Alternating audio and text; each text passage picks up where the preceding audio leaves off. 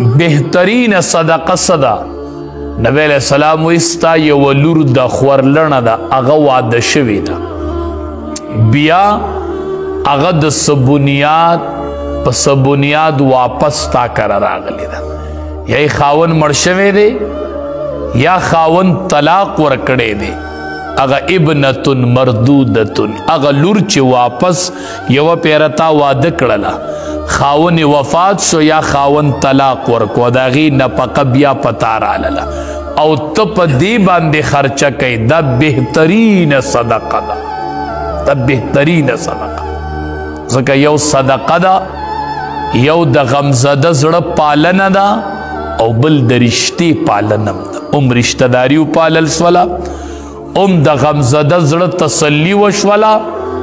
د مالی احسانو کو د الله په نوم دی صدقه ورکړه ګوره سړی صدقه ورکي عام کس ته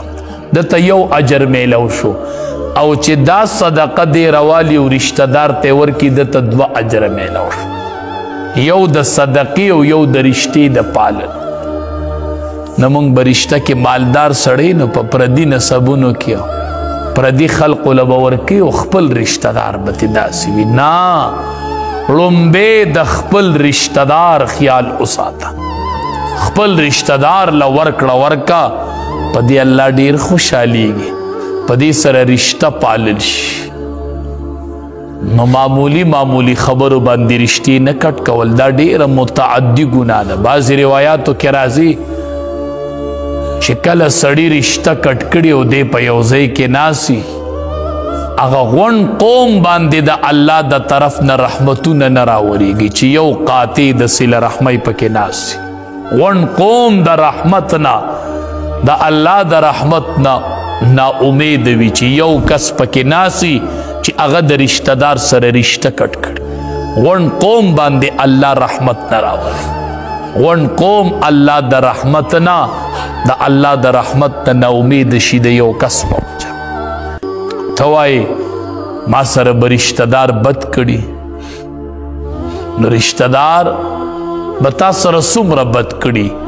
د ابوبکر صدیق رضی الله تعالی عنه رشته دارو چې کله بیبي عایشه رضی الله تعالی عنها باندې تهمت ولګېدو نو هغه رشته دار په دې تهمت کې شریک د ابوبکر صدیق رضی الله تعالی عنہ رشتہ دار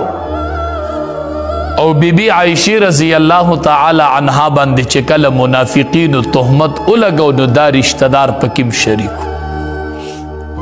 نو د ابوبکر صدیق رضی الله تعالی عنہ په لوري تهمت ولګو کوم لورو نبی کریم صلی الله علیه وسلم ورتوای اے بیبی عائشہ چې تما سره په یو کمبل کې نو په ما د اسمان نه وحی راځي تما سره یو کمبل کې او په ما د اسمان نه وحی راځي په دغه ټیم کې ته الله ته ډیره محبوب یې ورته وایي اے بیبي عایشې جبریل امین راغلی دی ته یې نه وینې او ما ته وایي په بیبي عایشې باندې زما سلام ووایه زما سلام